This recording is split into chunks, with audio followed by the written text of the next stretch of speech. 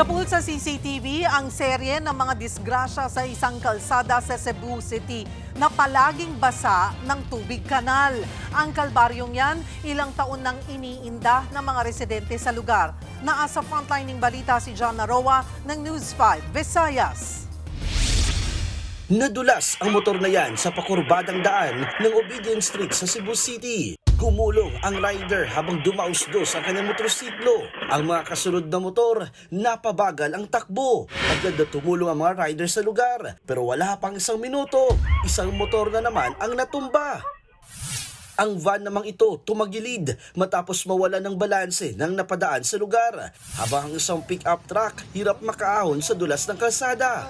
Pinuntahan ng News 5 ang lugar. Naabutan pa namin ang rider na ito na sumemplang dahil sa dulas ng daan. Itong tubig na to, problem na yan since then pa. Parang nag-slide yung gulong ko. Need siya ng extra cautious pa. Ayon sa uploader ng CCTV footage na si Jay, araw-araw daw may aksidente dahil madulas sa lugar. Mismo si Jay nasira ang sasakyang nakaparada lang noon sa kanyang tattoo shop matapos tamaan ng isa pang sasakyan na naaksidente roon. Yung kanal, syempre aapaw, pupunta dun sa road. And somehow, syempre kanal, merong mga ibang mga like some say nga oil or mga ganun. Syempre madulas yan kaya maraming nadidisgrasya.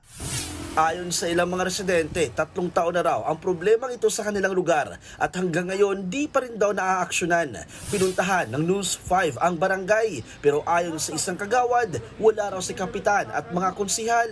Tinutugunan naman daw nila ang problema at aayusin ang kanal na daluyan ng tubig. Napansin daw nila na tila may halong langis ang tubig na napupunta sa kalsada mula sa kanal. Kahit gawing kanal pa yan, aapaw pa rin ang tubig. Galing kasi sa itaas, pababa ang daloy. Hindi ito sumusunod sa kanal. Talagang liliko ito, pababa. Maglalagay na lang kami ng karatula roon para hindi sila magpatakbo ng mabilis at maiwasan ang aksidente. Habang wala pang malinaw na aksyon ang barangay at ang lungsod ng Cebu, pinag-iingat ang mga motorista sa lugar. Nagbabalita mula sa frontline, John Naroa, News 5, Visayas! Mga kapatid, Cheryl Hosing po, maging maalam at may pakialam sa mga napapanahong issue at headlines. Mag-follow at mag-subscribe na sa social media pages ng News 5.